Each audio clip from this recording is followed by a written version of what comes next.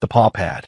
I had an unlit cigarette dangling from my lips, squatting on the sidewalk in front of my shop while I groomed the fat orange tabby. The tabby, whom I'd affectionately nicknamed the Duke, was purring so hard his whole belly jiggled with every breath. "Damn, Jake, you got the magic touch," Carlos, who ran the bodega next door, called out, leaning through his doorway. "You even make cats look like they're in heaven." I cracked a smile. What can I say? These hands have been called the golden ticket of the pet world. As if to prove my point, I gave the Duke a deliberate scratch on that sensitive spot on the back of his neck. He immediately let out a deep, rumbling purr, his back leg kicking out, nearly sending him tumbling off my lap. My pet shop is called The Paw Pad.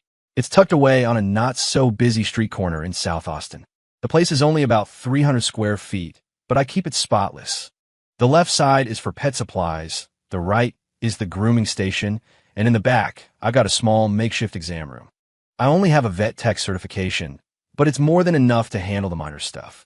My Teddy is ready for his summer cut. A young woman in a ridiculously short skirt pushed the door open, a coffee-colored poodle cradled in her arms. "Well, hey there, Tiffany. You're looking gorgeous today. Must have dressed up just for me," I said, setting the Duke down and dusting the cat hair off my jeans. Tiffany blushed. "Get over yourself. My boyfriend's waiting outside." I clutched my chest dramatically. "You wound me, truly." As I turned to grab my grooming tools, I heard her giggle behind my back. This was my life.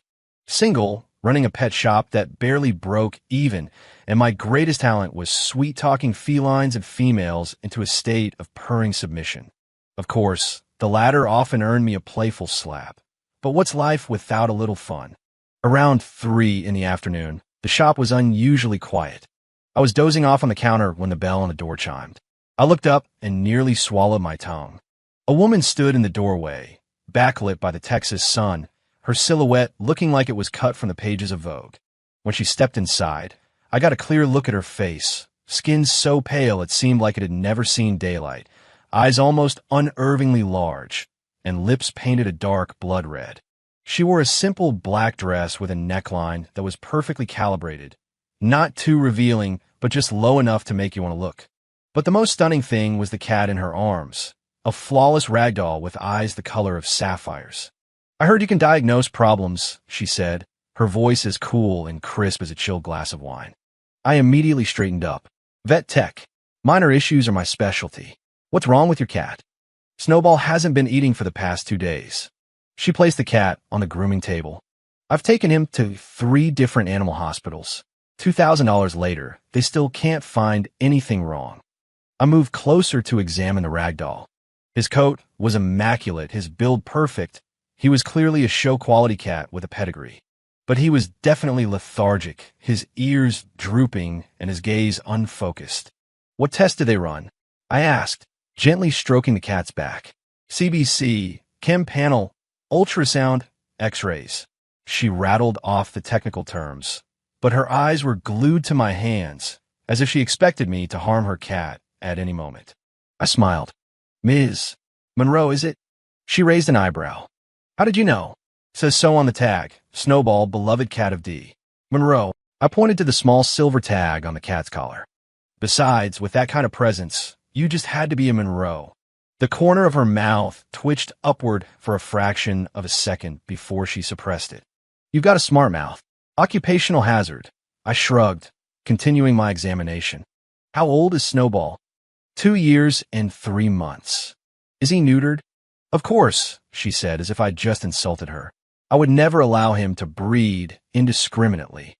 I nodded, gently opening the cat's mouth to check his gums, then palpated his abdomen. Snowball was cooperative, only letting out a soft cry when I pressed a specific spot. "Hurt here?" I asked the cat and his owner. Diana Monroe was instantly on high alert. "What is it? A GI issue? Or—" "Easy," I cut her off. "Can you tell me what Snowball usually eats?" "Imported grain-free kibble.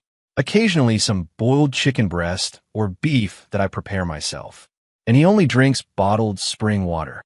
She paused, then added, "He's brushed 3 times a day, gets a professional grooming once a week, and a full checkup every month." I almost whistled. This cat had a better life than I did. "Changed his food recently?" She shook her head. Any new plants in the house? Different cleaning supplies? No, none. She was starting to get impatient. Can you figure it out or not?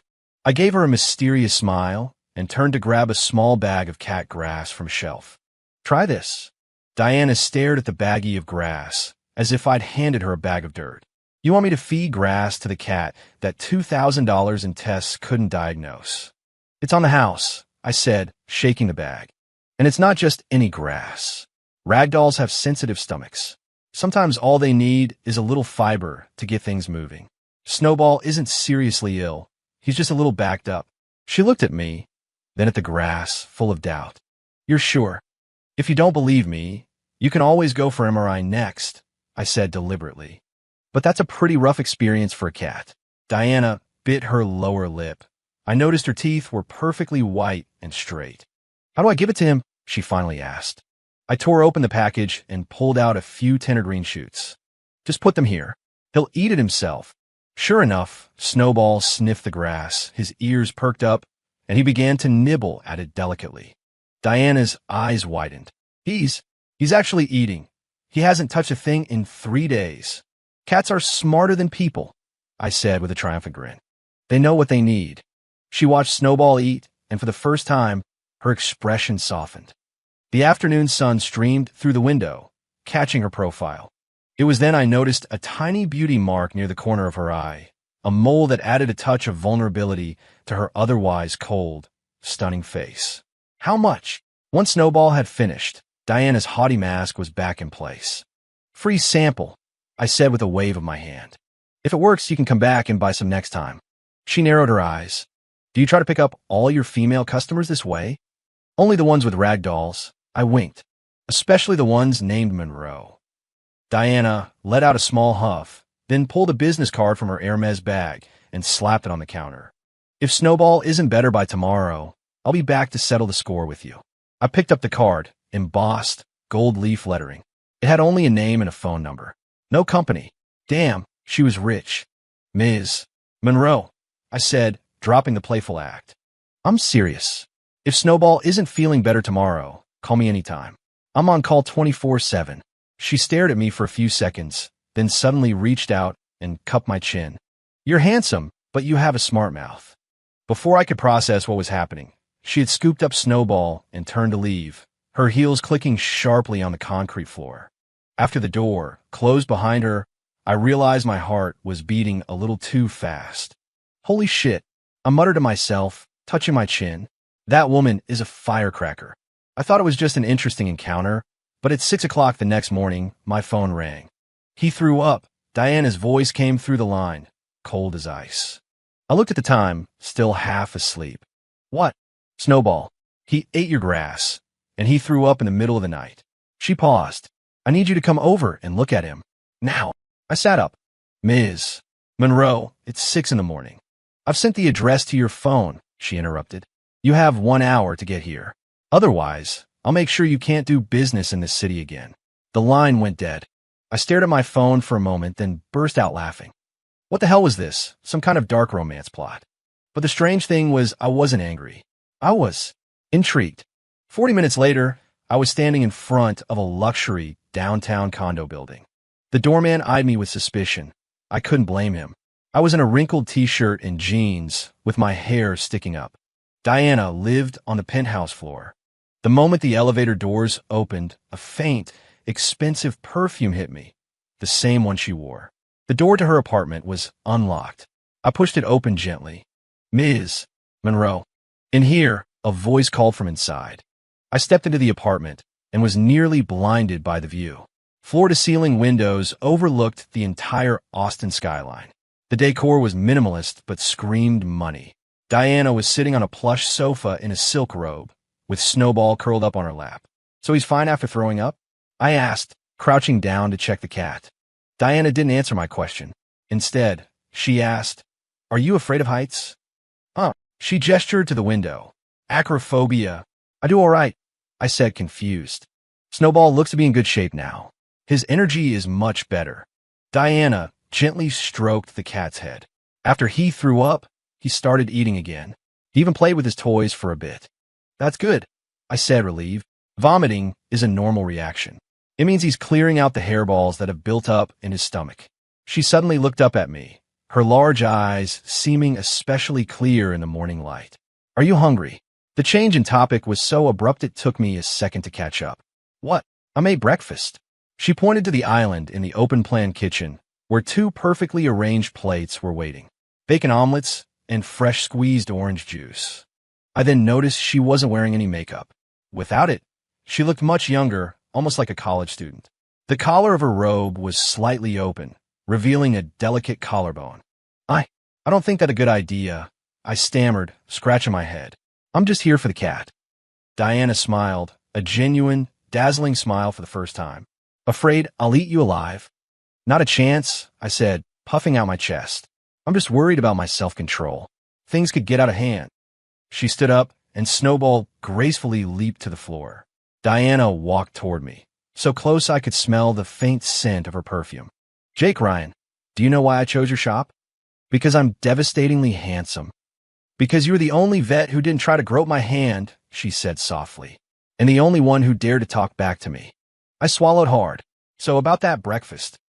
Eat it or don't. It's up to you, she said, turning and walking toward the dining area. But I make the best damn omelets in all of Austin. I glanced at my watch. The shop didn't open for another 2 hours. Screw it.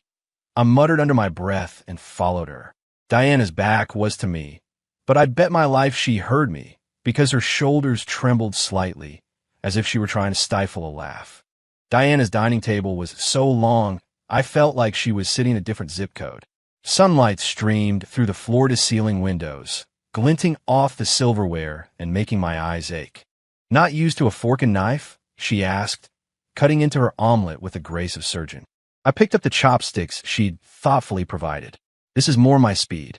We country folk aren't accustomed to your fancy city tools. A corner of her mouth lifted. A country boy wouldn't recognize a Hermes bag at 20 paces. I watch a lot of QVC, I said, stuffing a piece of omelet into my mouth. My eyes went wide. Holy hell, this was good. The smoky flavor of the bacon, the silkiness of the egg, and a layer of melted Gruyere exploded on my tongue. Diana rested her chin on her hand, watching me. So, it's all right, I said, feigning indifference while grabbing another huge bite. Edible.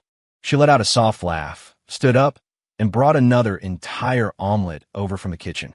Such a tough guy. That's when I noticed she was barefoot. Her ankles were slender. Her toenails painted the same dark red as her lipstick. The silk robe clung to her body as she moved, outlining curves that were impossible to ignore. Get an eyeful? She asked, placing the plate in front of me. Her voice was a dangerous, sweet purr. I swallowed hard. Not yet, but I'm afraid if I keep looking you're going to start charging me. Smart man, she said, returning to her seat. It's by the second. You just stared for 13 seconds. For you, a discount. $13,000. I nearly choked on my orange juice. You're more high maintenance than your cat. At the mention of her cat, her expression softened instantly. She glanced toward the living room where Snowball was lounging on a cat tree that looked more expensive than all the equipment in my shop combined. He's not usually this well-behaved, Diana said. Only when he's sick. I put down my chopsticks. Ms. Monroe, can I ask you a question? Go ahead. Why are you so intense about Snowball? I chose my words carefully. Most people don't spend $2,000 on vet tests right off the bat. She was quiet for a moment, poking at her food with a fork. Because he's the only friend I have. The words were as light as a feather, but they landed on me like a ton of bricks. I was about to say something when we heard a sudden crash. Snowball had fallen from the cat tree. Diana moved with shocking speed, rushing over in an instant. I was right behind her. Snowball was on the floor, his limbs twitching slightly. What's happening to him? Diana's voice trembled, her fingers digging into my arm. I knelt to examine him. Don't panic. It's probably just a lingering effect from the grass. I gently massaged the cat's belly. I need to get some medicine for my shop. He'll be fine. I'll go, she said immediately. You stay here and watch him. You don't know where. She had already grabbed her car keys. Send me the location. Tell me exactly where it is. I sighed, pulling out my phone to send her the shop's address. Inside the door to the right. Third cabinet, green bottle. The label says GastroSooth. Diana nodded and turned to leave. I called after her, "Wait, you're going out like that?" She looked down at her silk robe and frowned. "Is there a problem?" "No, it's just—" I scratched my head. "I'm afraid a cop might pull you over for a DUI. "Why?" "Anyone who sees you driving dressed like that is going to assume you're drunk." She paused, then burst out laughing, the beauty marked by her eye dancing. "Jake Ryan, you really are." She didn't finish, already out the door. I heard the ding of the elevator, then the rapid click-clack of her heels fading away. I shook my head and turned back to Snowball. He was already doing better, trying to stand up. I lifted him onto the sofa and gently massaged his stomach. "Your owner is a real piece of work, buddy." Snowball meowed, as if in agreement. I looked around, finally getting a chance to really take in Diana's apartment. It was minimalist, but every piece of furniture screamed expensive. On the walls hung several abstract paintings. I leaned in to check the signatures and almost popped an eye out. They were all originals. There was a picture frame on the coffee table. I picked it up. It was a younger Diana, holding a tiny kitten, standing in front of what looked like a university building. Her smile was so bright and genuine she looked like a different person. The photo was dated 5 years ago. "What are you looking at?" Diana's voice came from right behind me. I jumped, nearly dropping the frame. "You back already?"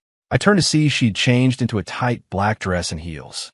She'd even redone her makeup, transforming back into the intimidating Ice Queen. She dangled a small bottle from her fingers. I ran 3 red lights.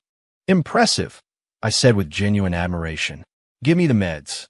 She didn't move, her eyes fixed on the photo frame in my hands. That was Snowball's mother. Her name was Cotton Candy. I nodded, placing the frame back on the table. "That's a sweet name." "She's dead," Diana said flatly. "Car accident." Suddenly, I understood her obsession with Snowball. I took the bottle from her, went to the kitchen to find a small bowl, and crushed 2 pills into a powder, adding a little water to make a paste. "Is he going to take that?" Diana asked, following me. "Watch and learn." I walked back to the living room, knelt in front of Snowball, and dabbed a bit of the medicated paste on his nose.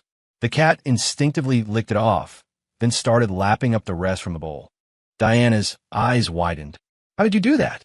"A little feline psychology," I said with a smug smile. "They hate being forced, but they'll always clean themselves if they get dirty." She watched me with a thoughtful expression. "You really understand animals." "It's how I make a living," I shrugged. "Just like you know how to put on a full face of makeup in 5 minutes. She raised an eyebrow. "You notice I put on makeup?"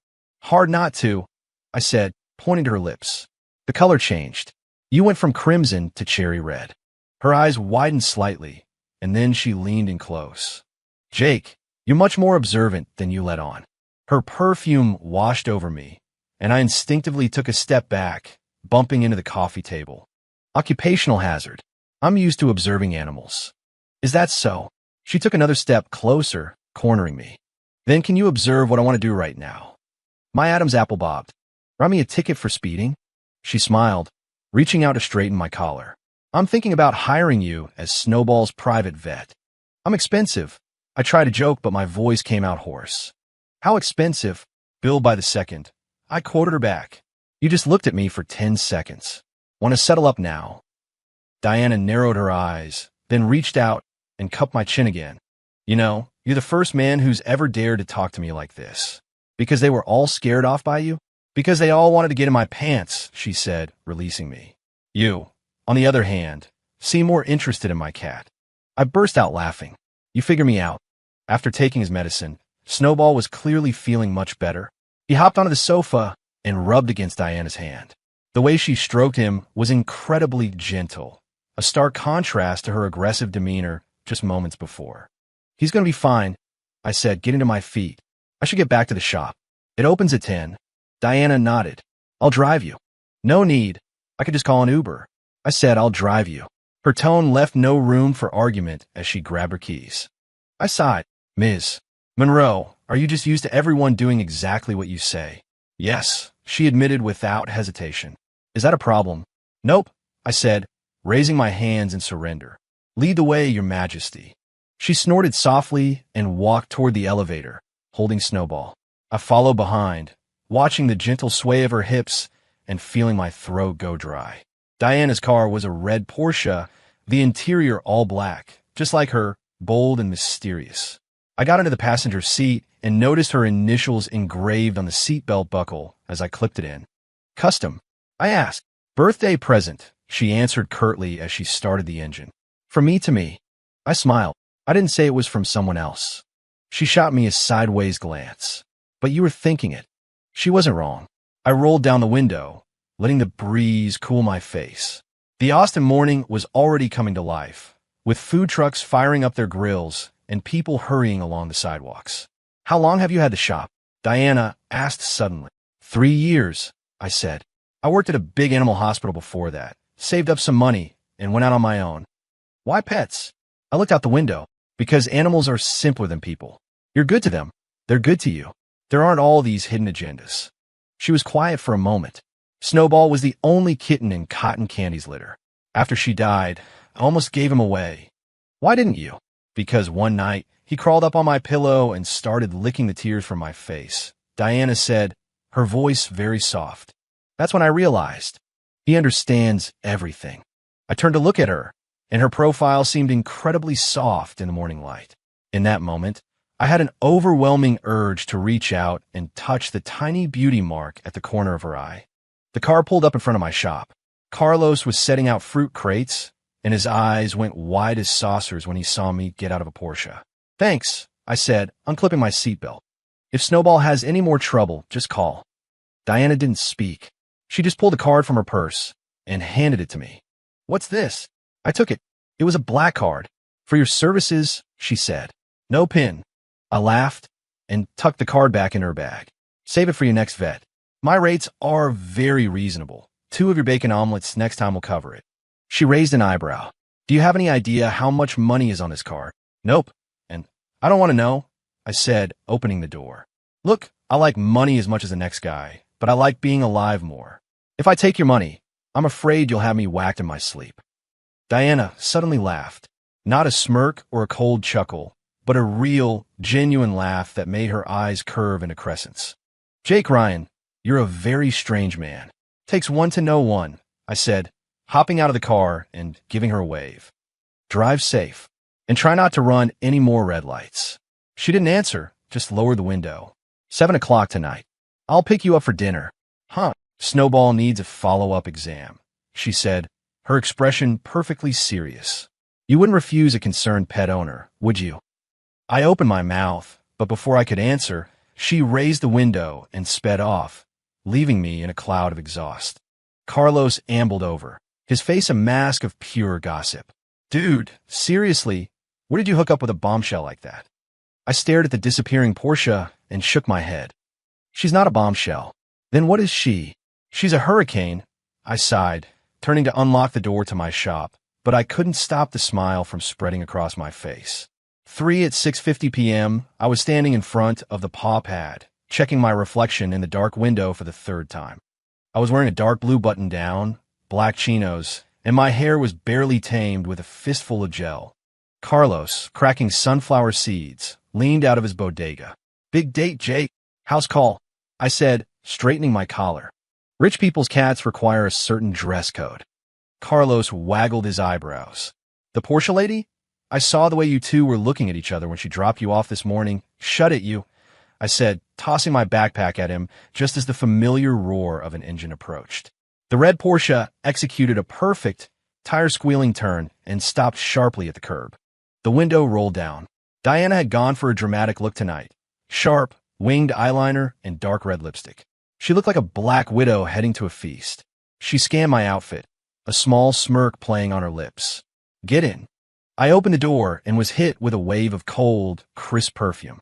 She was wearing a backless black dress, and I could just make out a butterfly tattoo at the small of her back. My eyes lingered for half a second too long, earning me a sharp glare. Want to keep your eyes? She asked, stomping on the gas. The acceleration slammed me back into my seat. Ms. Monroe, this is practically attempted murder, I said, fumbling for my seatbelt. She snorted. Don't flatter yourself. The Porsche weaved through Austin traffic, the city lights blurring into streaks of color. Diana drove like she lived, aggressively, changing lanes without signaling, filling any gap she could find. I gripped the door handle, feeling like I was on a roller coaster. "So, where are we going?" I finally asked as we crossed the Congress Avenue Bridge. "Dinner," she said curtly. "Snowball needs a follow-up." I glanced at the back seat. It was empty. "Where's the cat?" "At home." She shot me a look. "What? You afraid I'm going to eat you?" I clutched my chest dramatically. "That'll cost you extra." Diana slammed on the brakes, and I nearly hit the windshield. She turned to face me, her eyes dangerously bright in the dim light. "Jake, do you flirt with all your clients like this?" "Only the ones with ragdolls," I shot back, meeting her gaze. "Especially the kind who summon their vets in the middle of the night." We stared at each other for a long moment, and then she laughed, reaching out to pinch my chin. "Interesting." Her nails were perfectly manicured, painted the same shade as her lips. They scraped lightly against my skin. I swallowed hard, catching the scent from her wrist, top notes of citrus, a heart of rose, and a base of cedarwood. Diana let go and put the car in drive again. "Let's see if you're still this cocky in a few minutes." 10 minutes later, we pulled up to a discreet, gray building with no sign. A single valet in a sharp suit stood waiting. I followed Diana through a dimly lit hallway into a private dining room. It was small, with a single table for two set with flickering candles. The walls were dark wood, the soundproofing so effective that when the door closed, it felt like we were sealed off from the rest of the world. "2 Michelin stars," Diana said as she sat. "The chef's a friend. He opened this room just for us tonight." I raised an eyebrow. "Us? Are you trying to seduce me, Ms. Monroe?" She unfolded her napkin with painstaking slowness. "Seduce you? I'd get more satisfaction from a cup of instant ramen." The waiter brought 2 glasses of champagne. Diana raised hers. "To Snowball's savior, and to my bacon omelet," I said, clinking her glass. The first course was a foie gras torchon with fig jam. I was still trying to figure out which fork to use when Diana suddenly asked, "Why is your vet tech license a fake?" My hand twitched, and my fork clattered against the plate. "Why the surprise?" she asked, taking a sip of champagne. "Did you really think I wouldn't run a background check?" "Not surprised," I said, picking up the fork again. "Just didn't expect you to lay your cards on the table this soon." Diana pulled a file from her purse and slid it across the table. I opened it. Inside was my file from 3 years ago, proof of withdrawal from the veterinary program at Texas A&M, and a photocopy of a forged vet tech certificate. "Care to explain?" she asked, steepling her fingers under her chin. I closed the file, dropped out because I got in a fight, faked the certificate to open my shop. I've never harmed an animal, and you've seen my skills. Anything else? Why the fight? A classmate was abusing a cat. I put him in the hospital. I shrugged. Couldn't afford his medical bills, so I withdrew. Diana's eyes narrowed. "What happened to the cat?" "I kept him. He died of old age last year." I pulled out my phone and showed her my screensaver, a calico cat perched on my shoulder. His name was Lucky. She stared at the photo for a few seconds, her expression softening almost imperceptibly. "So you'd rather break the law than give up on being a vet?" What choice did I have? I took a gulp of champagne. The big vet hospitals wouldn't touch my resume. Starting my own shop was risky, but at least I could save a few animals. The waiter brought the second course, a black truffle pasta. Diana didn't press the issue, elegantly twirling noodles onto her fork. The candlelight flickered across her face, making the beauty marked by her "I appear" and disappear. "You're not going to call the cops?" I broke the silence. "The cops." She let out a small, humorless laugh. "I know more about using fake documents than you do." She pulled a business card from her wallet and handed it to me. The gold-embossed letters glittered in the candlelight. Diana Monroe, CEO, Monroe Capital. "Well, I'll be damned," I whistled. "Pleasure to meet you, Ms. Monroe." Monroe Capital, the biggest private investment firm in Austin. They were in the news last year, something about a Forbes list. No wonder she could toss around black cards and drive a Porsche like it was a toy. "Scared now?" she asked, raising an eyebrow. Terrified, I grinned. "So, is this dinner my last meal? You planning on dumping me in Lake Travis afterward?" She ignored my comment and signaled the waiter, who brought out the third course, a massive tomahawk steak, easily enough for 2.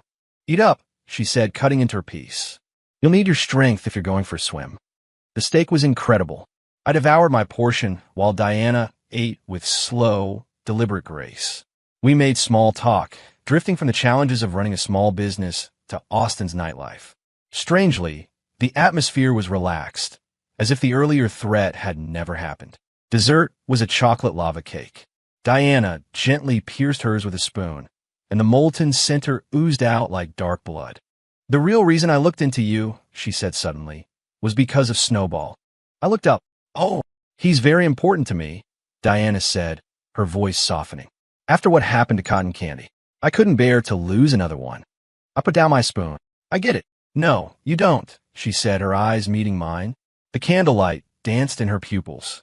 "Do you know why I chose you? Because all those licensed vets just wanted to run up a bill.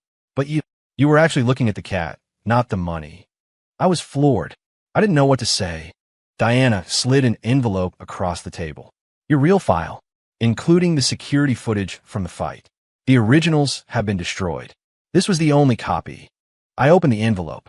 It was empty. "Thanks," I said, my voice dry. "Don't thank me yet," she smiled. "There are conditions." "What conditions?" "Be Snowball's private vet," she said, taking a sip of red wine. $50,000 a month. On call 24/7. I nearly choked on my own spit. 50 grand? You might as well just put me on retainer as your boy toy. "In your dreams," she scoffed. "It's just that my work requires a lot of travel, and Snowball needs someone to look after him." Just as I was about to answer, her phone rang. Diana glanced at the caller ID, and her face went pale. "Mrs. Gable, what is it?" A frantic voice crackled through the phone. Diana shot to her feet. "I'm on my way." "Snowball?" I asked. She nodded, her face as white as a sheet. "Seizures. He's foaming at the mouth." We bolted from the restaurant. The Porsche roared through the night. Diana's hands were trembling on the steering wheel, her knuckles white. "Stay calm," I said, trying to soothe her. "It could be epilepsy. It's not always fatal. He's never done this before." Diana's voice was filled with a rare, raw panic. 10 minutes later, we burst into her apartment.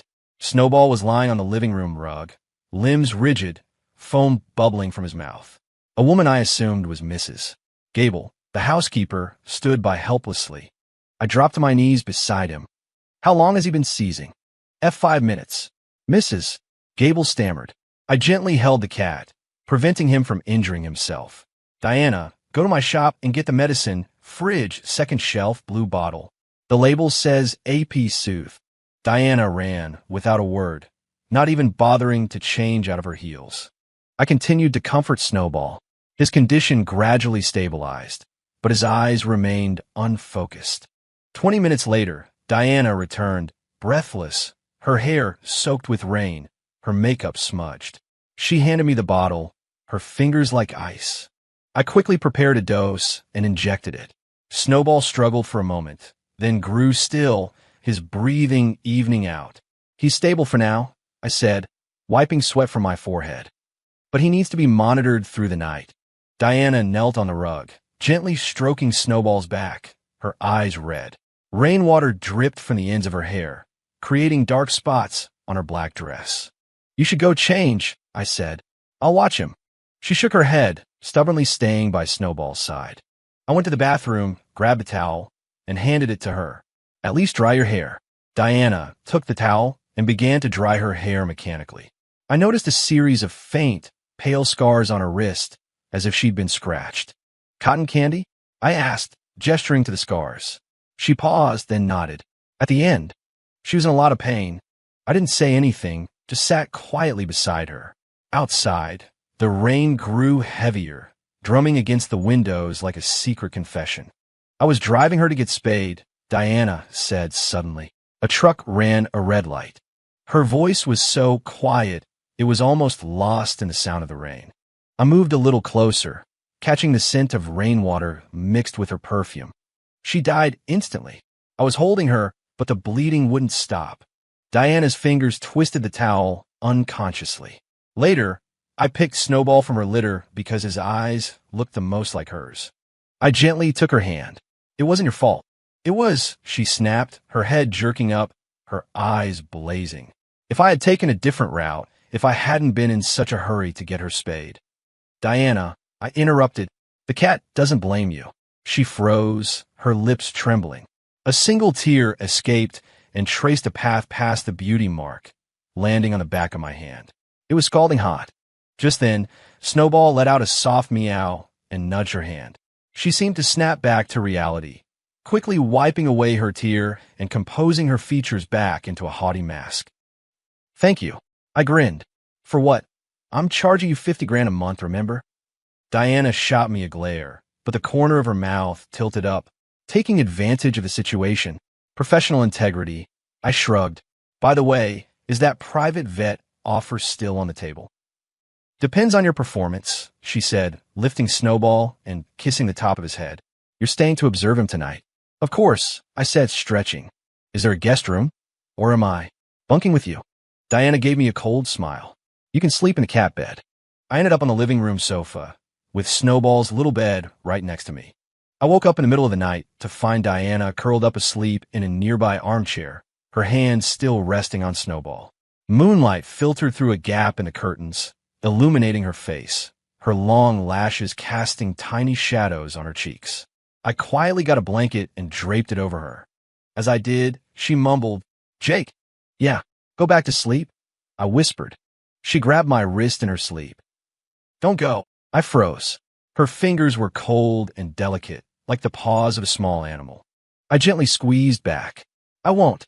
Diana fell back into a deep sleep, but she didn't let go of my hand. I ended up squatting by the sofa for the rest of the night like some kind of night on watch. In his bed, Snowball rolled over and let out a contented purr. I woke up twisted into a pretzel on Diana's leather sofa. My neck felt like it had been run over by a truck. Snowball had, at some point, climbed onto my chest and was now staring down at me with his sapphire blue eyes. "Morning, Your Highness," I said, scratching his head. He immediately started purring. My phone buzzed on the coffee table. A text from Carlos at the shop. "Jake, the state licensing board is here. They're asking for your veterinary license." I shot upright, sending Snowball leaping gracefully away. The licensing board? They hadn't bothered me in 3 years. Why today of all days? "You're awake." Diana's voice came from behind me. I turned to see her leaning against the kitchen island, already dressed for work in a crisp white blouse and a black pencil skirt, her hair pulled back in a flawless bun. The morning sun created a golden halo around her. She looked like a painting, except for the file folder in her hand. "Care to explain?" She tossed the folder onto the coffee table. On top was an official letterhead from the Texas Board of Veterinary Medical Examiners, announcing a formal investigation into the paw pad for suspected practice of veterinary medicine with a fraudulent license. The date on the notice was yesterday afternoon, right when Diana and I were at that Michelin-starred restaurant. "You reported me?" I asked, looking up at her. Diana took a sip of coffee, a ghost of a smile on her lips. "Why would I need to report you? All it takes is a phone call." Snowball hopped onto her shoulder, looking like an expensive fur stole. The two of them stared down at me, their expressions unnervingly similar. "So this is—" I waved the letter. "A threat." "It's a transaction," she said, setting down her cup. She pulled another document from her briefcase. A private veterinarian employment contract. $50,000 a month, room and board included, on call 24/7. I flipped through the contract. It was 5 pages of dense legal jargon, including clauses that stated I had to be available at all times, could not work with any other pet clinics, and had to live in an apartment designated by her. The last clause even demanded I get rid of the picture of Lucky on my phone. "Are you serious?" I pointed to the last line. "You're jealous of a dead cat." "Professional relationships require purity," she stated, her face unreadable. I couldn't help but laugh. "Ms. Monroe, this sounds less like hiring a vet and more like taking a mistress. A mistress doesn't get paid this well." She walked towards me, her heels clicking on the marble floor like a countdown timer. "Sign it, and the licensing board problem goes away." I stood up, towering over her by half a head. I could smell her perfume, a cool scent of cedar and spring water. This close, the beauty marked by her, I was more pronounced, like a drop of ink. "Can I ask you something?" I looked down at her. "Why me?" "Austin is crawling with licensed vets." Diana's eyelashes fluttered. "Because they're all afraid of me. And I'm not." "You are," she said, suddenly placing a hand on my chest. "But your heart isn't racing." She was right. My heartbeat was steady. It wasn't an act. I really wasn't afraid of her. In fact, I found her whole ruthless CEO persona kind of cute. How about this? I said, placing the contract back on the coffee table.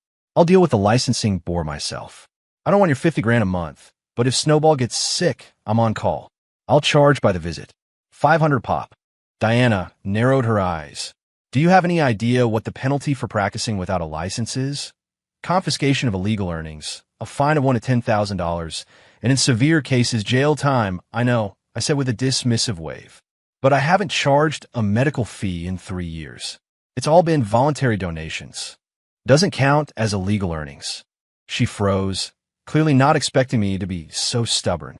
Snowball let out a timely meow, as if mocking her. You. Diana suddenly grabbed her coffee cup as if to throw it. As she raised her arm, her sleeve slid down, revealing several long, thin scars on the inside of her wrist. A mix of old and new, like they'd been made repeatedly with something sharp. Time seemed to stop. She hastily pulled her sleeve down, but it was too late. I grabbed her wrist, gently pushing the cuff back up. The scars were pale pink in the morning light, a twisted, secret code. Cotton candy, I asked softly. Diana snatched her hand back. It's none of your business. I sighed and pulled my acupuncture kit from my backpack. Snowball needs another treatment. His epilepsy could relapse. She eyed me warily. What are you doing? Treating my patient, I said, unrolling the kit to reveal the hair-thin silver needles. Acupuncture can be very effective for feline epilepsy. Want to give it a try? Snowball, as if understanding, hopped down from Diana's shoulder and rubbed against my leg.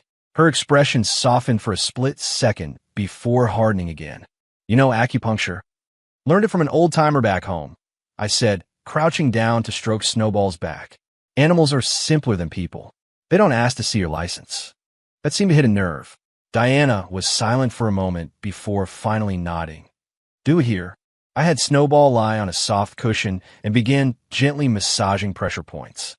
He was tense at first, but under my skilled hands, he slowly relaxed. This one, I said, pointing to a spot on the back of his neck, is like the human Feng Chi point. It's excellent for calming the nerves. Diana knelt beside me, watching intently.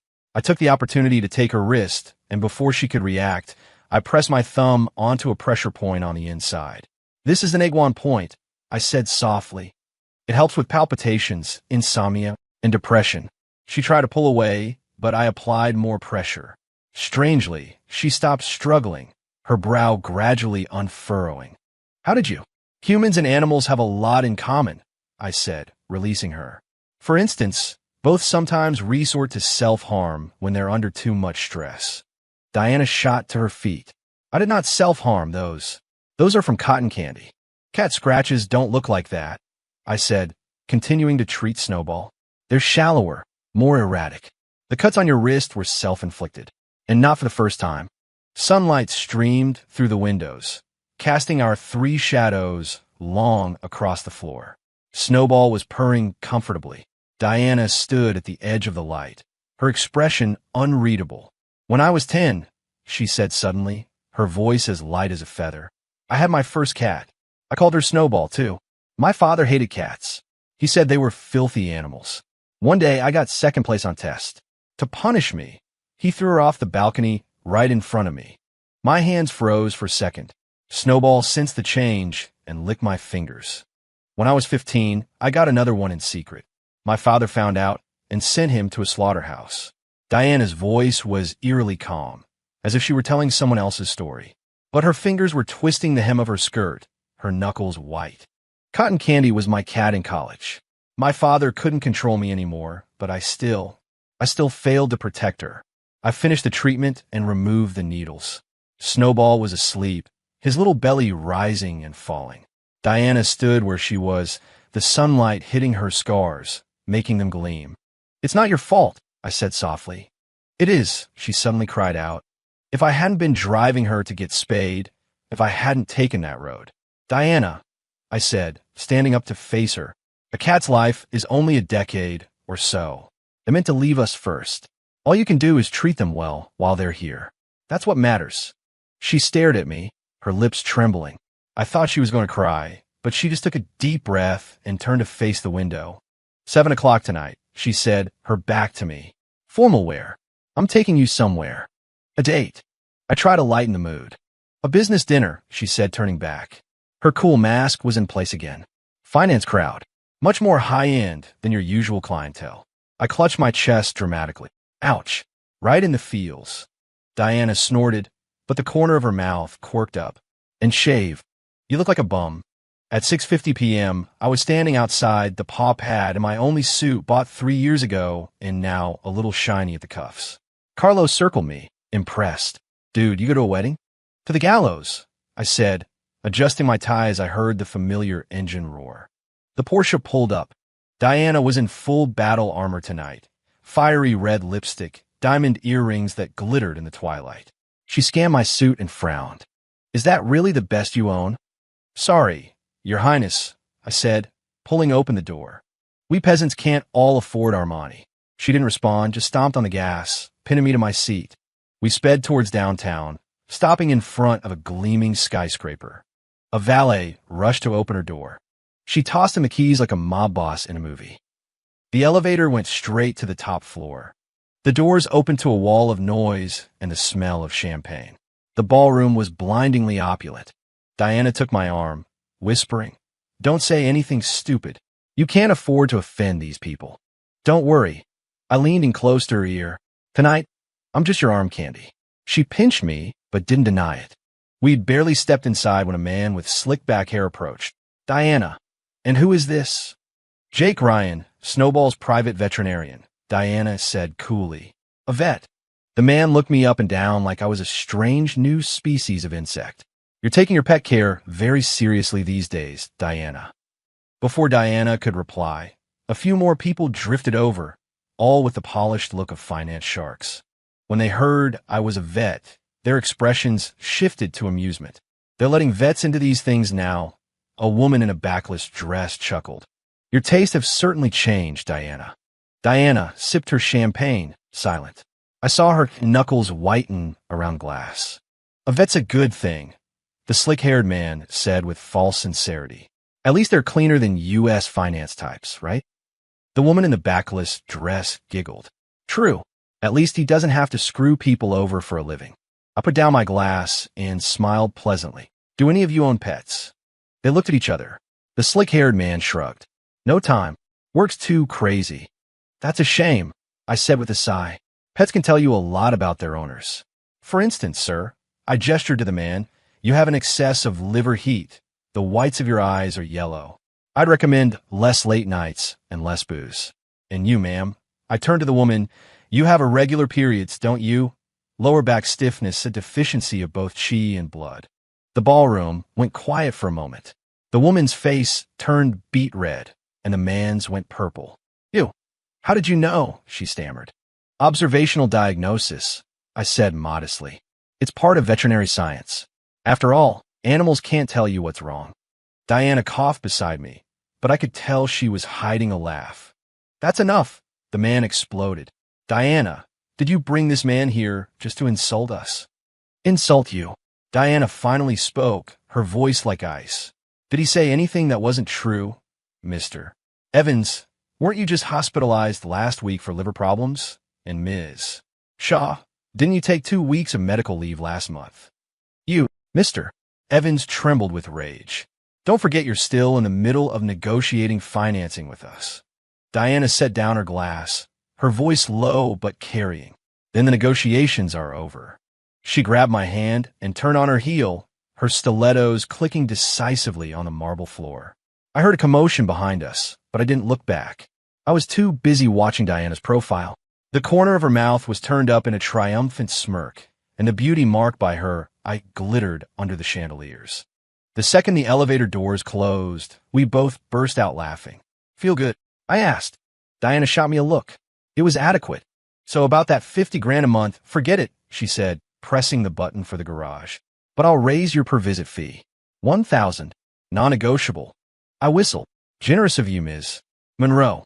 As we stepped out of the building, the Austin sky opened up. Diana stood under the awning, frowning at the downpour. The car's in the garage across the street. "Want to make a run for it?" I asked, looking at her heels. Before she could answer, I had shrugged off my suit jacket and held it over our heads. "Come on, Your Highness." She hesitated for a second, then ducked under the jacket. We dashed into the rain, our clothes instantly soaked. Halfway across the street, she stumbled on the wet pavement, her ankle twisting, and fell against me. I caught her, my arm wrapping around her waist. I could feel the warmth of her body through her drenched dress. "You okay?" I whispered in her ear. Diana looked up, rain streaming down her face like tears. But she was smiling, a real, genuine smile, her eyes crinkling at the corners. "I'm fine." We stood there in the rain for a moment, neither of us moving. Water droplets clung to her eyelashes. Her lipstick had washed away, revealing the natural pink of her lips. On pure impulse, I leaned down, but just as our lips were about to meet, she pushed me away. "The car's just ahead," she said, turning her face away, her voice a little unsteady. I sighed and held the jacket up again. "Let's go." The Porsche sped through the rainy night, the city lights blurring into streaks of color. Diana drove with intense focus, her wet hair plastered to her cheeks like an ink wash painting. I leaned back in my seat, feeling utterly exhausted. "Why did you really check up on me?" I broke the silence. Diana's fingers tightened on the steering wheel. "Professional habit." "Bullshit," I said. "You dug deeper than a private investigator." The windshield wipers swished back and forth. After a long moment, Diana said softly, "I'm afraid of being betrayed." I turned to look at her. Her profile was fragile in the faint light of the dashboard. "An ex-boyfriend, a business partner," she said curtly. "He ran off with $30 million from the company and nearly sent me to prison." I whistled. "So you think I'm going to screw you over too?" "You already have." She glanced at me. "The fake vet license." "That's different," I smiled. "I was lying to the state board. Not to you." Diana didn't say anything, but the car began to slow. We pulled over by the side of Lady Bird Lake. The rain had subsided to a drizzle, and a light mist was rising from the water. "Jake," she asked suddenly, "if you had the chance to get a real D.V.M. license, would you take it?" I stared out at the dark water. "I've thought about it, but I don't have the time or the money. The shop needs me, and with my record, even if I pass the exams, I might not get licensed." Diana was quiet for a moment. Then she pulled a business card from her purse and handed it to me. "A friend of mine runs a prep school for the veterinary board exams. I'll cover the tuition. The only condition is that you remain on call for Snowball." I took the card. The gold lettering gleamed in the dark. "Is this an investment?" "It's a transaction," she said, starting the car again. "We both get what we need." The rain stopped. The Porsche drove onto the Congress Avenue Bridge. The Austin skyline drifted past the window like a silent movie. 5. The guys from the licensing board stormed into the paw pad, while I was in the middle of expressing a corgi's anal glands.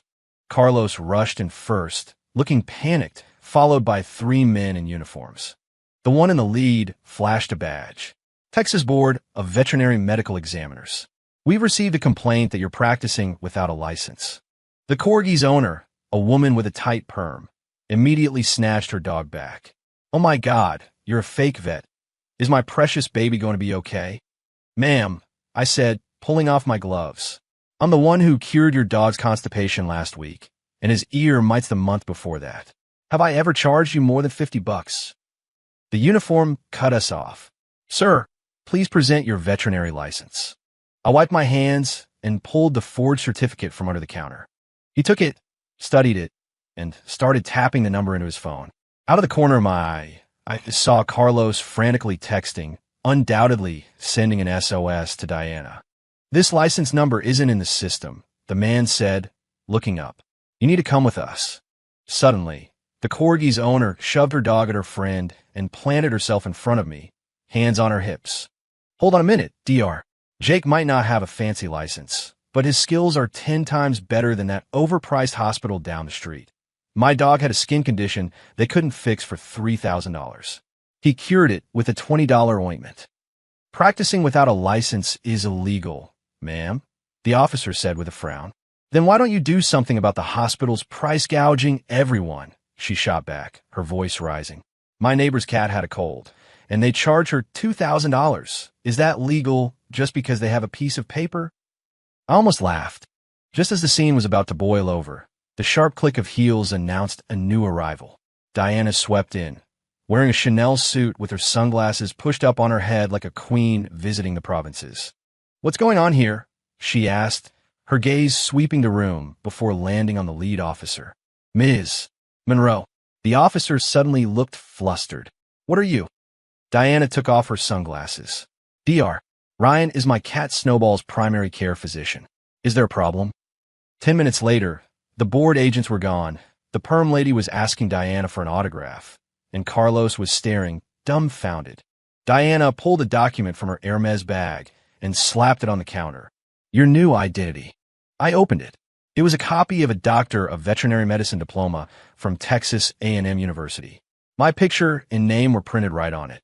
It's real," Diana smiled. "Verifiable in the university's official registrar."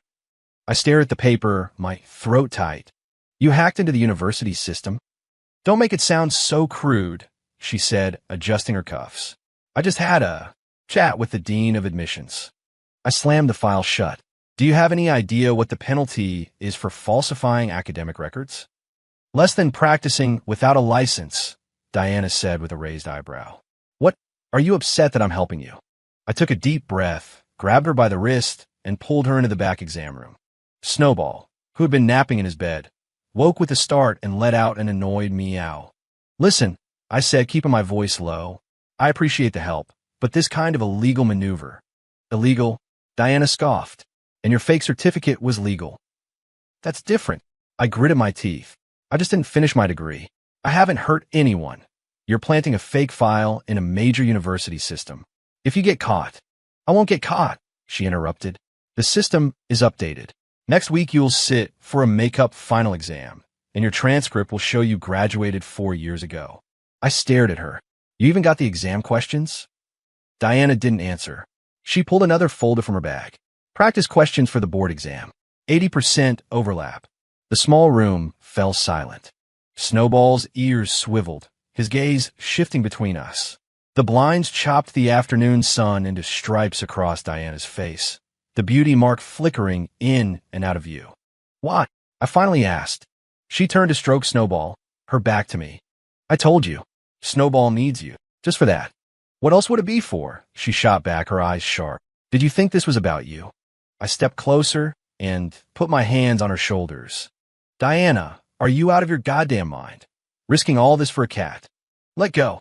She struggled, and her sleeve slid down, revealing fresh, red marks on her wrist, looking like they'd been made last night. I dropped my hands, my eyes fixed on the marks. "You're doing it again?" Diana frantically pulled her sleeve down. "It's none of your business." "Did Snowball have another seizure?" "No." "Then why?" "Because I dreamed about cotton candy," she yelled, her voice exploding in the small space. She was covered in blood, asking me why I couldn't protect her or Snowball. Snowball darted into the deepest corner of his carrier. I stood frozen, a heavy weight settling in my chest. Diana's breathing was ragged, her eyes red, the perfect line of her eyeliner starting to bleed. "Sit," I said, pushing the exam stool towards her and grabbing my acupuncture kit. She eyed me warily.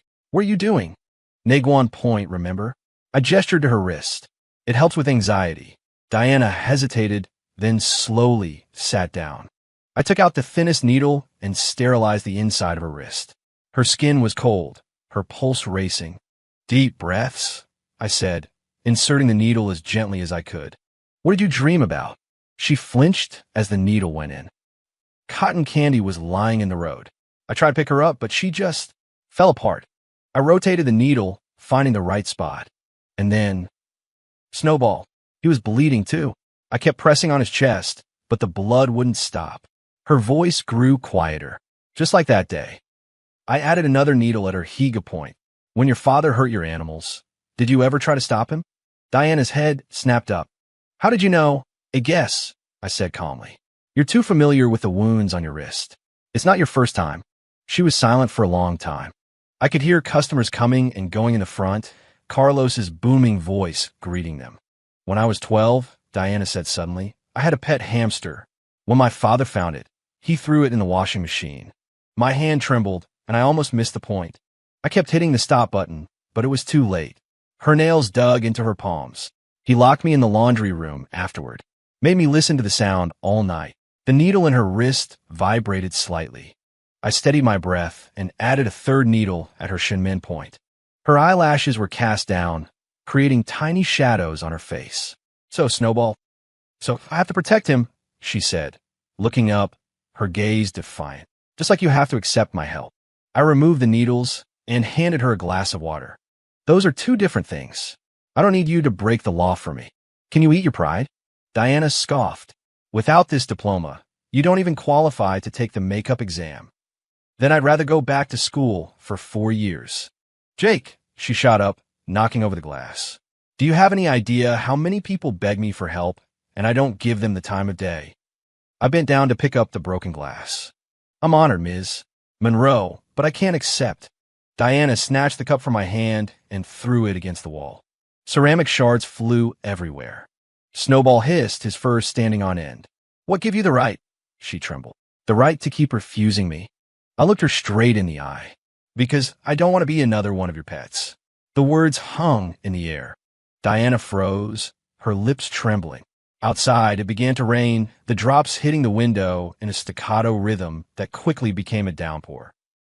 Get out, she finally said. I picked up the terrified Snowball and left the exam room. Carlos and a few customers stared at me, having clearly heard the commotion. Jake, Carlos started. I held up a hand and put Snowball in his carrier. I need some air. Watch the shop. The rain was coming down hard. I didn't have an umbrella, so I huddled under the awning of the convenience store next door, holding the cat carrier. Snowball was moving restlessly inside.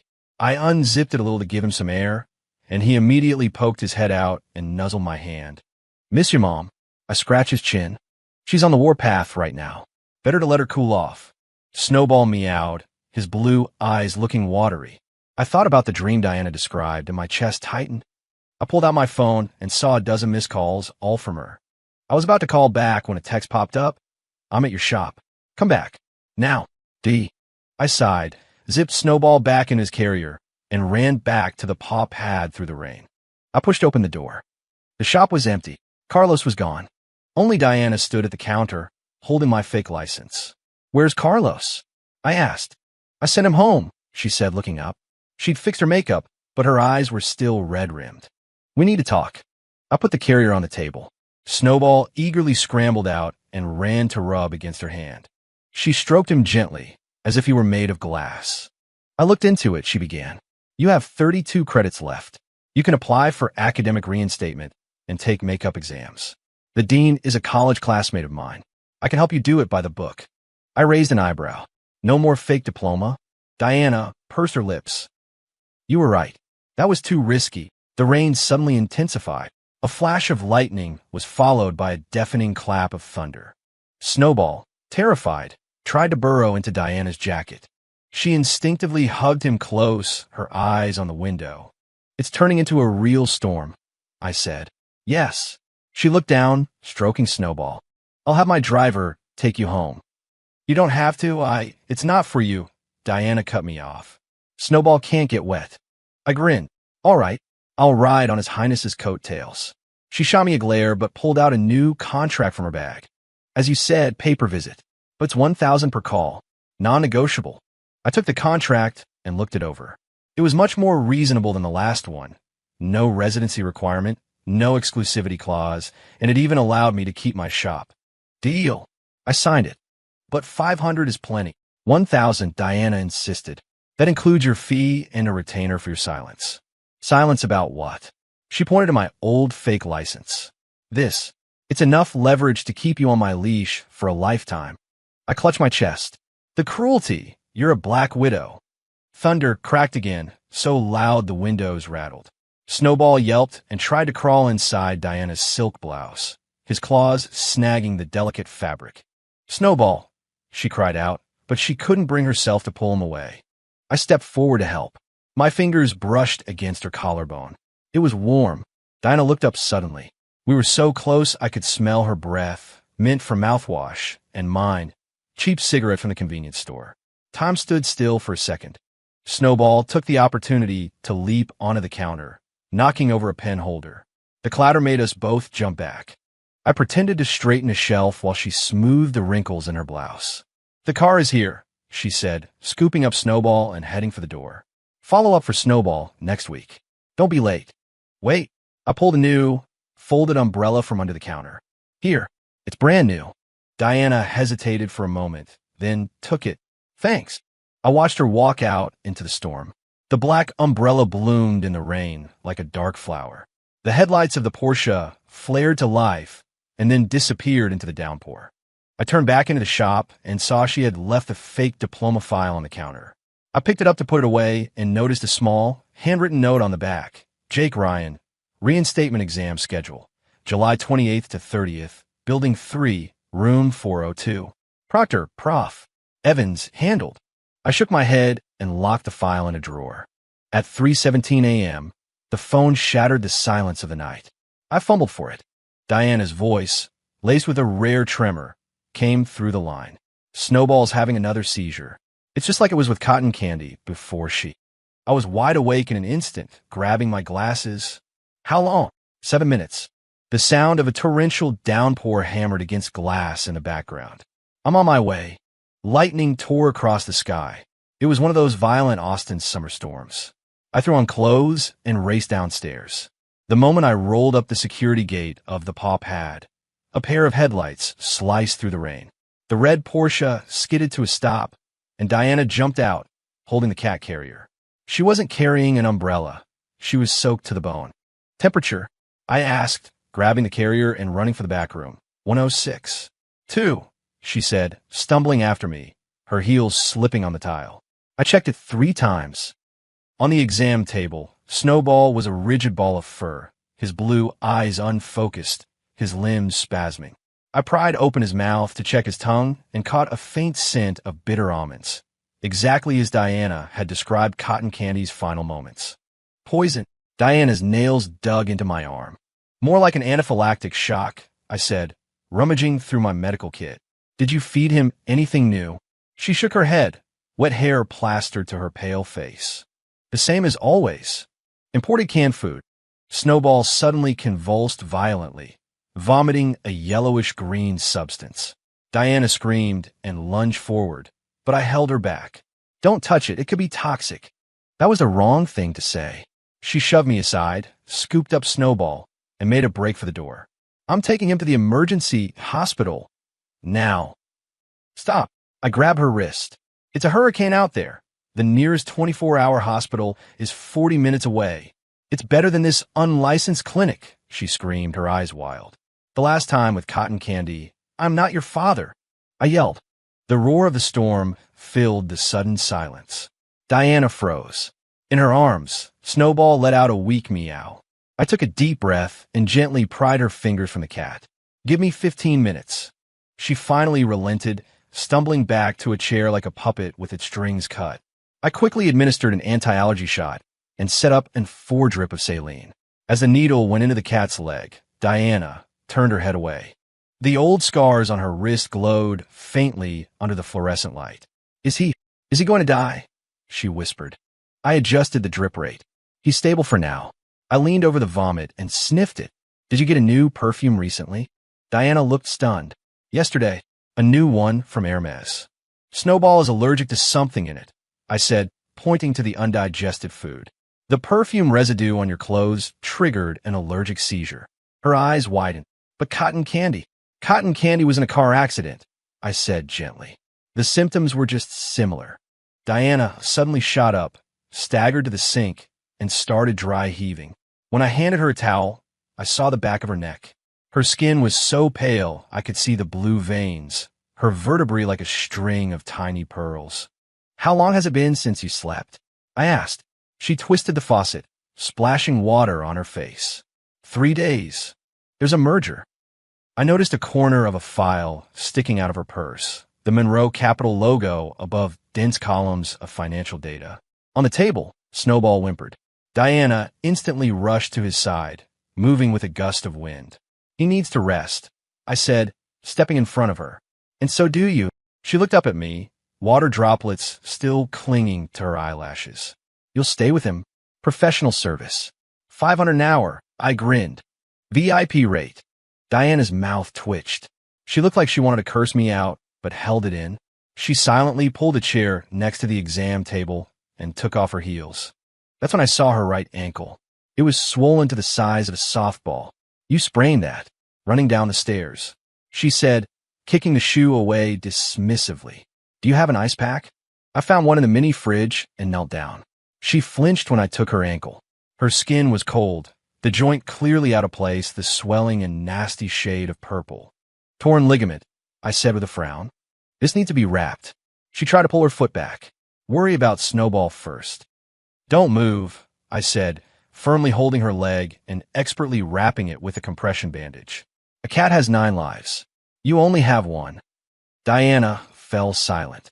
Outside, the storm raged. Inside, the only sounds were Snowball's soft breathing and the dripping of the melting ice pack. When I finished and looked up, she was staring at me, her expression complex, as if she were seeing me clearly for the first time. Jake, she asked softly, why did you become a vet? I snipped the end of the bandage. Because animals don't lie. She stroked Snowball thoughtfully. My father used to say that pets and poor people exist for one reason, to please their masters. Is that why you buy him Hermes collars? I half joked. It's why I never named them myself, Diana said, and my hands froze. My secretary named Cotton Candy. An ex-boyfriend named Snowball. Once you give something a name, you get attached. And attachment is a weakness, I finished for her. We looked at each other in silence. The rain finally started to ease. Snowball twitched in his sleep, his paw catching on Diana's sleeve. She untangled it with an impossibly gentle touch. Are you free tomorrow night? She asked suddenly. Another follow-up. A charity gala for the finance sector, she said, pulling a gold-embossed invitation from her purse. +1 required. I whistled. You want me to pretend to be your boyfriend? You'll be pretending to be the vet I employ, she scoffed. The host is a major dog breeder. He's requiring guests to bring industry experts. I held the invitation up to the light. Diana, this says plus spouse or business partner. So should I rent a tux or a wedding dress? Diana threw the ice pack at me. I caught it laughing. The noise woke Snowball, who let out an annoyed meow. We both reached to soothe him at the same time. Our fingertips brushed on his soft belly, and we both recoiled as if shocked. 7 o'clock. The Wyndham, she said, standing up, her regal composure restored. Be late, and I'll kill you. I watched her walk away, her dress soaked, her ankle bandaged, but she still moved like a queen. The next evening, I was standing outside the hotel in a rented tuxedo. When Diana stepped out of a Bentley, I almost didn't recognize her. She wore a dark red mermaid gown and a diamond necklace, her hair in an intricate updo that completely concealed her signature beauty mark. Your tie is crooked. She reached out to fix it. Her perfume reminded me of last night's emergency. I took the chance to glance at her ankle. How's the injury? Cortisone shot, she said dismissively, taking my arm. Remember, tonight you are Dr. Jake Ryan D.V.M. from Texas A&M, my highly paid animal wellness consultant. Understood, Ms. Monroe. The ballroom was a sea of glitter and champagne. We had just walked in when the same slick-haired man from the other night approached. Diana, is this the veterinary expert you mentioned? Dr. Ryan, Diana smiled. This is Xavier Vance from Omnicorp. Vance looked me up and down. In which hospital are you with, doctor? I run a small private clinic, I said with a polite smile. Oh, a little pet shop, he said, his smile dripping with pity. You're too kind, Diana, giving the little guy a break. Diana squeezed my arm, a silent command to behave. But Vance doubled down, calling over his friends. Everyone, this is Diana's little pet shop boy. If you have any questions about your fluffy friends, now's your chance. A few titters went through the crowd. I was about to speak when a woman in a backless dress walked over, a white poodle on a leash. Dr. Ryan, my sweetie has been scratching her ears constantly. Could you take a look? I knelt and checked the dog's ears, which were full of a brown, waxy substance. Fungal infection, you'll need. Impossible, the woman shrieked. Sweetie is a champion show dog. Her monthly grooming costs $2,000. It's an allergic reaction to the powder your groomer is using, I said, pointing to the dog's paws. You can see the pink residue between her toes. Vance roared with laughter. Lucy, I thought you said that groomer was the best in the state. Lucy's face turned crimson. Diana spoke up. Dr. Ryan was recently published in Veterinary Dermatology. You should look it up, Xavier. I nearly choked. I just read that journal last week. Vance's face froze, and he slunk away. Diana leaned in close. Veterinary Dermatology, latest issue, page 73. You even researched that.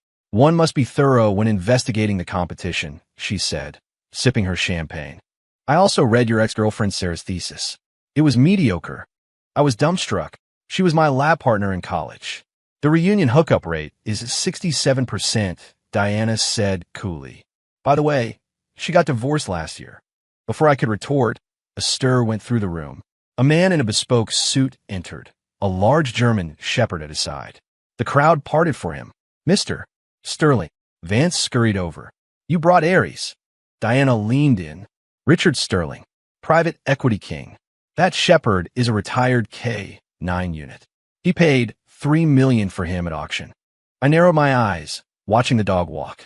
His gait was off, his back legs dragging slightly. He has hip dysplasia. No way, Diana whispered, her eyes wide. He's a purebred German champion. The result of excessive inbreeding, I said, gesturing to the dog's hindquarters. Watch the angle when he tries to sit. Sterling's gaze suddenly fell on us. And you are? Dr. Ryan, an expert in animal medicine, Diana said smoothly. He believes Aries may have a hip condition. Sterling's face darkened. Nonsense, he's SV certified in Germany. I shrugged. An x-ray doesn't lie. The ballroom was silent. Sterling stared at me, then waved his assistant over. Give me the report from Aries's last physical. The report was delivered on a tablet. Sterling scrolled to the last page. Diagnosis, mild canine hip dysplasia. He snapped the cover shut, his face a thundercloud. Dr. Ryan, where did you say you work? The Paw Pad, I said calmly. Little corner shop in South Austin. The sign's a bit faded. Sterling suddenly burst out laughing, clapping me on the shoulder. Diana, you found a real gem. He turned to the crowd. Everyone, from now on, you take your pets to the Paw Pad. The mood of the evening shifted on a dime. I was swarmed, business cards pressed into my hand. On the edge of the crowd, Diana stood holding her champagne glass, a subtle, triumphant smile on her lips. In the car on the way back, Diana was quiet. We were in the I-35 tunnel when she finally spoke. How did you know? About the German shepherd? Just comes with the job. No, she said, turning to look at me. Vance's Tibetan Mastiff has separation anxiety. Lucy's poodle is allergic to grooming products. Sterling's shepherd has hip dysplasia. You didn't even touch them. I rolled down the window, letting the night air clear my head. Animals communicate through micro-expressions and body language. The same way you read me? She asked. The tunnel lights washed over her face, and the concealer over her beauty mark seemed to fade, making it faintly visible. I looked away. You're a lot harder to read than any animal. Diana laughed softly and opened the glove compartment, pulling out a file. Take a look. I opened it. It was a lease agreement for a high-end condo in a downtown skyscraper. Rent is $2,800 a month. I'm covering it, she said, her eyes on the road. It's close to your shop and to Snowball. I closed the file. And the catch. You're on call 24/7, she said, glancing at me. Don't worry, there's a separate entrance. I thought for a moment. Utilities included? Diana rolled her eyes. And 3 meals a day. You want me to hire a maid, too? That won't be necessary, I said, leaning in with a grin. But maybe the landlady could stop by and cook dinner once in a while. Get out, she said, pushing my face away, but she didn't say no. The car stopped in front of the Paw Pad. As I got out, she called, wait. She retrieved a garment bag from the back seat. Change into this. I opened it. Inside was a brand new Armani suit. The rental was hideous, she said with a disgusted frown. Wear this to the next gala. I shook out the jacket and saw the initials J.R. embroidered on the inside lining. Custom. The tailor messed up the measurements. It's non-refundable, she explained quickly. Don't get any ideas. I grinned. A custom suit with my name on it, Ms. Monroe. Could it be? Get out of my car. She hit the button to pop the door open. Be at the apartment at 10 tomorrow to sign the lease. I stood on the sidewalk, holding the suit, and watched the red Bentley roar away. My phone vibrated.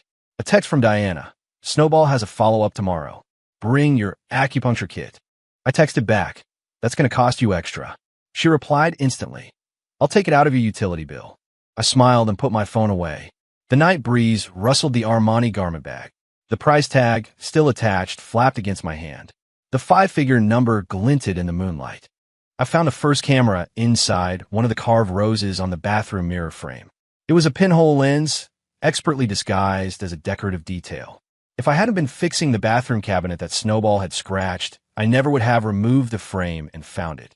A hair-thin fiber optic cable ran from the back of it, disappearing into a crack in the wall. I stared at the tiny black dot, the hair on my neck standing on end.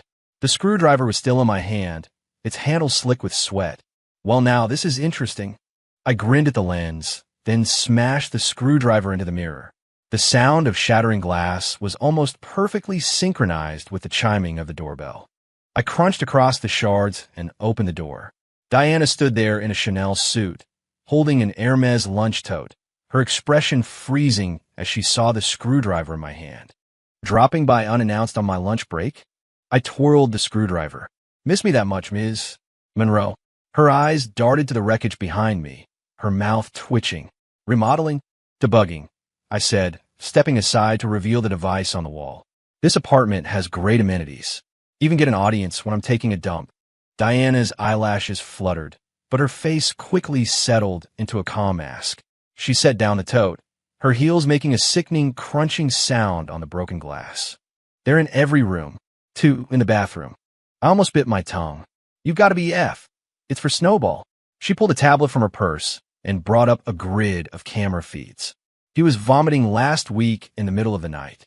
By the time I realized, he was already dehydrated. The screen showed the cat moving through various rooms, with overlays for time, temperature, and other vitals. I noticed several camera angles were pointed directly at the bed and sofa, not the cat tree. How thoughtful, I said, pointing to a feed showing me asleep in bed. You even monitor your vet's sleeping positions? Diana was silent for a moment. Then she undid the 3rd button of her blouse and pulled out a silver chain. The pendant was a micro USB drive. This contains 15 years of surveillance footage my father kept on me. Bedroom, bathroom, even. She trailed off, her hand unconsciously drifting to the small of her back. Sunlight, fractured by the broken mirror, cast shattered patterns on her collarbone. I suddenly remembered the scars on her wrist, and my throat felt tight. And you think this is normal? I asked softly. It's not normal, she said calmly, but it's effective. We stared at each other across the sea of broken glass. Snowball padded out from his bed, carefully navigating the shards to rub against Diana's leg. She bent down and scooped him up, her movements as delicate as if she were handling porcelain. Leave them or rip them out. Your choice, she said, turning to leave. Lunch is foie gras and truffle risotto. Eat it while it's hot. After the door clicked shut, I crouched down and began picking up the pieces of glass. Snowball came over and sniffed my fingers, his blue eyes reflecting 1,000 fragmented versions of me. I thought about her 15 years of surveillance footage, and my stomach churned.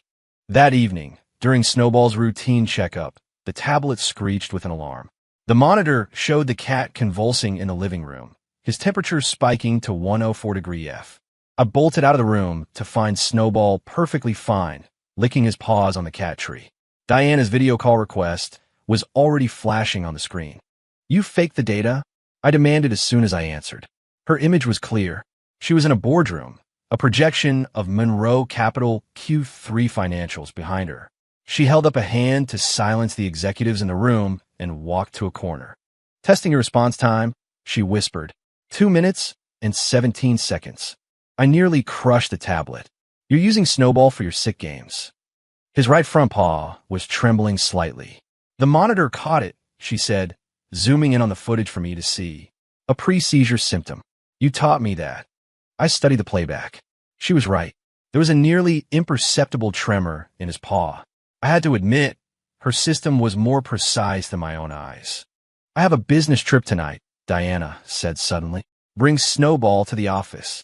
What? He needs 24-hour monitoring. She paused. You should come too. I was about to refuse when a notification popped up on the tablet. It was from the Texas Board of Veterinary Medical Examiners. The Paw Pad Clinic is scheduled for a surprise inspection tomorrow at 9 a.m. for suspected unlicensed practice. The sender was an unknown number, but the tone was chillingly familiar. You arranged this? I narrow my eyes. A small smirk played on Diana's lips. I have a solution. Be here at 8 tonight and bring Snowball. Before she ended the call, I saw the man sitting across the conference table from her, Xavier Vance. He was staring at her back with a predatory look in his eyes. At 7:50 p.m., I stood in front of the Monroe Capitol Tower, holding Snowball's carrier. The glass facade reflected my wrinkled plaid shirt and jeans, making me look like a vagrant who'd wandered onto a movie set. The receptionist saw the cat carrier and started to object, but a glance at my visitor's pass made her swallow her words. The elevator shot straight to the top floor. The doors opened to the sound of Diana's furious voice. This data is a mess. What do I even pay you people for? The boardroom was silent, a dozen suits staring at the table. Diana's back was to the door, her black suit dress accentuating a razor-sharp waist. She was clutching a document so tightly her knuckles were white. Snowball let out a meow from his carrier, and she spun around, the anger in her eyes still blazing. Get out, she said to her team, her voice frigid. They fled as if granted a pardon, casting curious glances at me as they passed. The last one out gently closed the door. Diana collapsed into her chair, pressing her fingers to her temples. Lock it. I locked the door and let Snowball out. He hopped on her massive desk and rubbed against her elbow. She ignored him, instead sliding a thick file toward me. Memorize this by 9 a.m. tomorrow. I opened it. It was a complete academic file from Texas A&M's College of Veterinary Medicine. My photo was there, but the name was Jake Sterling, with an enrollment date from 4 years ago. The file was meticulously detailed, with class schedules, transcripts, even cafeteria spending records. The university's online system has already been updated, she said, pulling up the registrar's website on her monitor. When the board inspector looks you up tomorrow, you'll be Jake Sterling, a student who took a 2-year leave of absence for family reasons and just re-enrolled this semester. I scrolled through the page. Even the leave of absence request and re-enrollment approval forms were there, complete with forged signatures. The masterpiece was a photoshopped group picture of me in a cap and gown, standing among other graduates, blurry but unmistakably me. Your hacker is good, I whistled. Diana smirked. Not as good as your forger. Snowball suddenly jumped off the desk and squeezed into a cabinet below it. I bent down to get him and saw a piece of paper stuck in a cabinet door. I pulled it out. It was a legal document marked confidential, an official investigation order into Monroe Capitol for suspected manipulation of public company data. Don't look at that. Diana lunged for it, her heel catching on the carpet. As I caught her, Snowball emerged from the cabinet with a small pill bottle in his mouth. Paxil, an antidepressant. The three of us were frozen in a bizarre tableau. Me holding Diana by the waist, her hand gripping my wrist, and Snowball at our feet with the bottle dangling from his mouth. Diana moved first, snatching the bottle and shoving it into her suit pocket. Care to explain? I asked, nodding at the document. She straightened her collar, her voice returning to its usual cool tone. It's a hostile takeover attempt. Xavier Vance is behind it. Vance? He wants control of Monroe Capitol, she said, then yanked open the collar of her shirt to reveal a jagged scar just below her collarbone. This is from a negotiation with some of his thugs last year. I stared at the scar, and suddenly her obsession with surveillance made a terrible kind of sense. Snowball meowed softly, rubbing against my ankle as if to remind me of something. So the fake degree you made for me. I said slowly, you used the same data tampering techniques that are being investigated. Diana's expression hardened. Outside, the lights of Austin glittered against the deep night sky. We were on an island 200 meters in the air, standing on ice that could crack at any moment. A relationship based on mutually assured destruction is the most stable kind, she finally said, her voice barely a whisper. Now you're my accomplice. I was about to argue when Snowball suddenly convulsed and collapsed. Diana's face went white as she scrambled to his side. Tim. I grabbed the tablet to check the feed, 104. 5 and rising. Diana's hand was shaking so badly she could barely hold the cat. It's like, like cotton candy at the end. I pulled out my acupuncture kit and swept the files off her desk. Lay him flat. Snowball was already foaming at the mouth, his limbs rigid. I took out the thinnest needles and quickly inserted them at points on his ears, nose, and tail. Diana watched my every move, her nails digging into her own palms. "Press here," I said, grabbing her hand and guiding it to a pressure point on Snowball's neck. Firm, but not too hard. Her fingers were ice cold, but surprisingly steady. Our heads were close together, our breaths mingling over the tiny, fragile body. The silver needles trembled with the cat's shallow breathing, creating a strange resonance between them. "You need this too," I said suddenly. Diana looked at me, confused. "What?" I took another needle and, before she could react, inserted it into the Higu point in the web of her hand. "For your anxiety." She tried to pull away, but the needle was already in, and the sharp, aching sensation made her hiss. But then, miraculously, the trembling in her hand stopped. Her breathing evened out. "In Chinese medicine, there's a concept of shared energy," I said, rotating the needle. "You and Snowball have been together so long. Your biological rhythms are synchronized. When he gets sick, your anxiety spikes, which in turn affects him." Diana stared at me, the walls of her defense finally crumbling. In the bright office light, her pupils were slightly dilated, and the beauty mark on her pale face stood out in stark relief. "So," she asked softly, "my sickness is making him sick?" "It works both ways," I said, gently touching the old scars on her wrist. "Your wounds. He's helping you heal them, too." The needles in Snowball's fur vibrated rhythmically. Diana looked down, and a single tear fell onto the cat's fur, leaving a dark, wet spot. At 3 a.m., Snowball's temperature was finally back to normal. Diana sat by the floor-to-ceiling window, holding him, the Austin skyline a river of stars behind her. As I packed my kit, I saw that she had put the fake university file back in my bag. "About the licensing board." She set her back still to me. "I'll handle it," I said, zipping up my backpack. "What's real is real. What's fake is fake." Her shoulders tensed. "You'll lose your shop. But I'll keep my conscience," I said, walking to stand beside her at the window. "By the way, I put the camera back in the bathroom." Diana turned, surprised. I grinned, but I adjusted the angle. Now it's pointed directly at the toilet, perfect for streaming your favorite show, Planet Earth. She stared at me for 2 full seconds, and then she laughed. It was a real, dazzling laugh that crinkled the corners of her eyes. In her arms, Snowball stretched, his blue eyes gleaming in the dark.